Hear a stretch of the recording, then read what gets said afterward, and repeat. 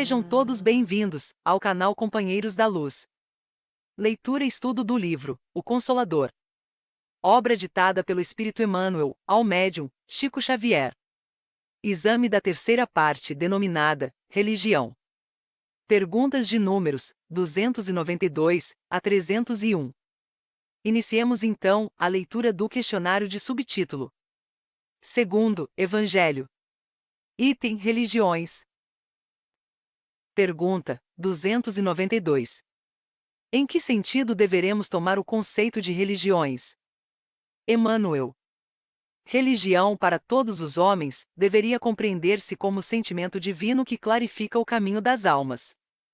E que cada espírito aprenderá na pauta do seu nível evolutivo. Neste sentido, a religião é sempre a face augusta e soberana da verdade, porém, na inquietação que lhes caracteriza a existência na Terra. Os homens se dividiram em numerosas religiões, como se a fé também pudesse ter fronteiras. À semelhança das pátrias materiais, tantas vezes mergulhadas no egoísmo e na ambição de seus filhos. Dessa falsa interpretação têm nascido no mundo as lutas antifraternais e as dissensões religiosas de todos os tempos.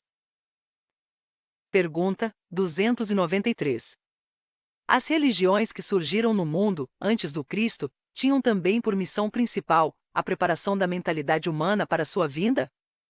Emmanuel. Todas as ideias religiosas que as criaturas humanas traziam consigo do pretérito milenário destinavam-se a preparar o homem para receber e aceitar o Cordeiro de Deus, com a sua mensagem de amor perene e reforma espiritual definitiva.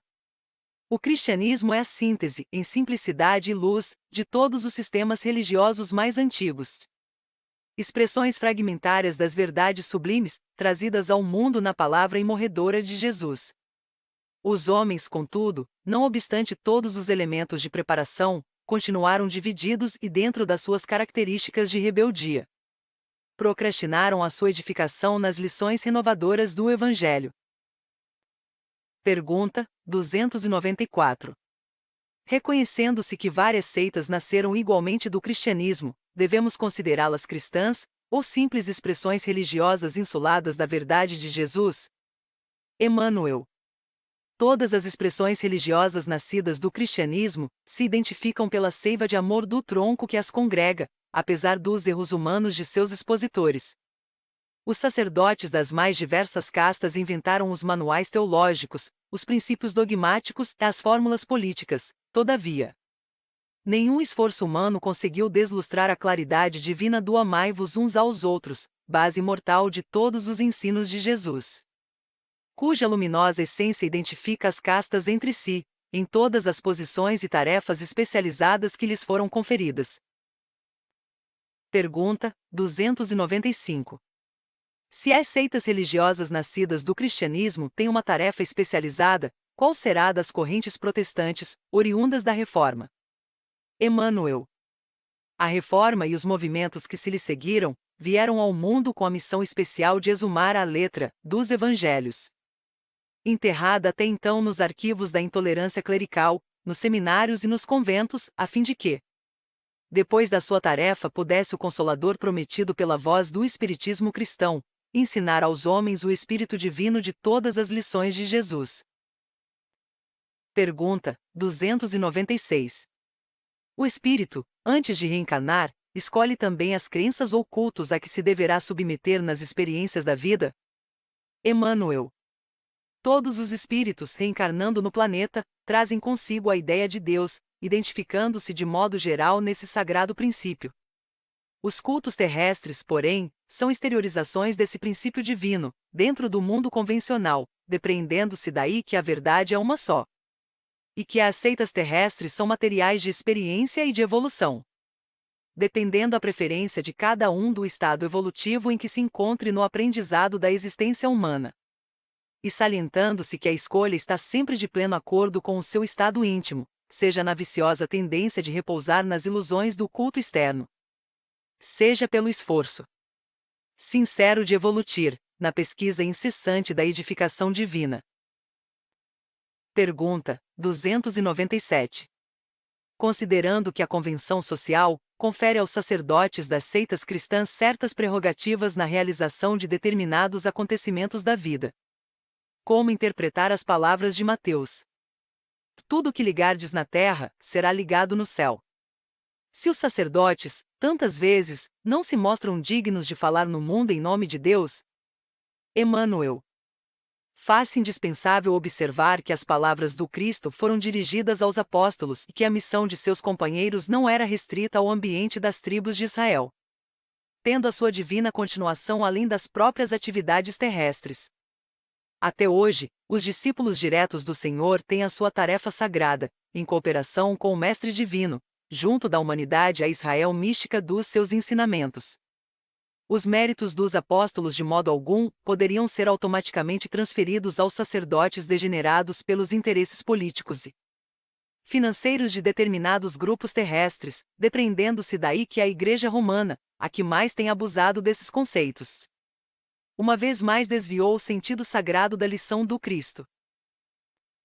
Importa, porém, lembrarmos neste particular a promessa de Jesus, de que estaria sempre entre aqueles que se reunissem sinceramente em seu nome. Nessas circunstâncias, os discípulos leais devem manter-se em plano superior ao do convencionalismo terrestre, agindo com a própria consciência e com a melhor compreensão de responsabilidade, em todos os climas do mundo, porquanto, desse modo, desde que desenvolvam atuação no bem, pelo bem e para o bem, em nome do Senhor, terão seus atos evangélicos tocados pela luz sacrossanta das sanções divinas. Pergunta 298. Considerando que as religiões invocam o Evangelho de Mateus para justificar a necessidade do batismo em seus característicos cerimoniais, como deverá proceder o espiritista em face desse assunto? Emmanuel. Os espiritistas sinceros, na sagrada missão de paternidade, devem compreender que o batismo, aludido no Evangelho, é o da invocação das bênçãos divinas para quantos a ele se reúnem no Instituto Santificado da Família, longe de quaisquer cerimônias de natureza religiosa que possam significar uma continuação dos fetichismos da Igreja Romana, que se aproveitou do símbolo evangélico para a chamada venda dos sacramentos. O espiritista deve entender o batismo como o apelo do seu coração ao Pai de misericórdia, para que os seus esforços sejam santificados no trabalho de conduzir as almas a ele confiadas no instituto familiar. Compreendendo além do mais, que esse ato de amor e de compromisso divino deve ser continuado por toda a vida, na renúncia e no sacrifício em favor da perfeita cristianização dos filhos, no apostolado do trabalho e da dedicação. Pergunta 299. Qual o procedimento a ser adotado pelos espiritistas na consagração do casamento, sem ferir as convenções sociais, reflexas dos cultos religiosos? Emmanuel. Os cultos religiosos, em sua feição dogmática, são igualmente transitórios como todas as fórmulas do convencionalismo humano. Que o espiritista sincero e cristão, assumindo seus compromissos conjugais perante as leis dos homens, busque honrar a sua promessa e a sua decisão, santificando o casamento com o rigoroso desempenho de todos os seus deveres evangélicos, ante os preceitos terrestres e ante a imutável lei divina que vibra em sua consciência cristianizada. Pergunta 300. Como interpretar a missa no culto da Igreja Católica? Emmanuel.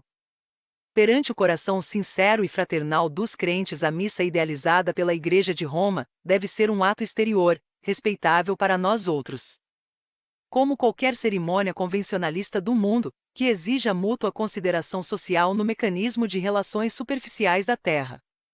A Igreja de Roma pretende comemorar, com ela, o sacrifício do Mestre pela humanidade. Todavia, a cerimônia se efetua de conformidade com a posição social e financeira do crente. Ocorrem, dessa maneira, as missas mais variadas, tais como a do galo, a nova, a particular, a pontifical, a das almas, a seca, a cantada, a chã, a campal, etc.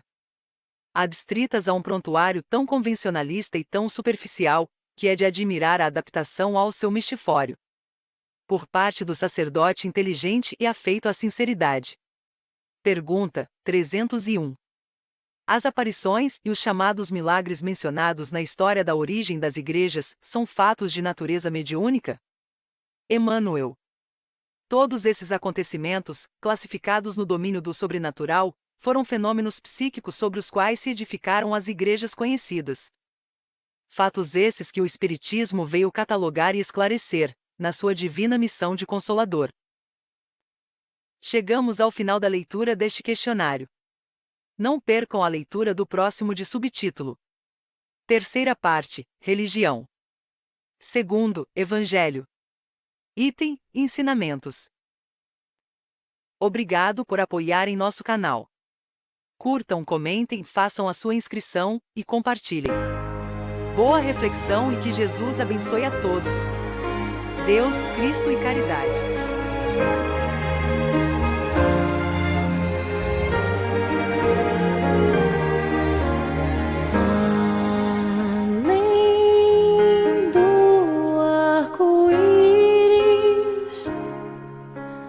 Pode ser que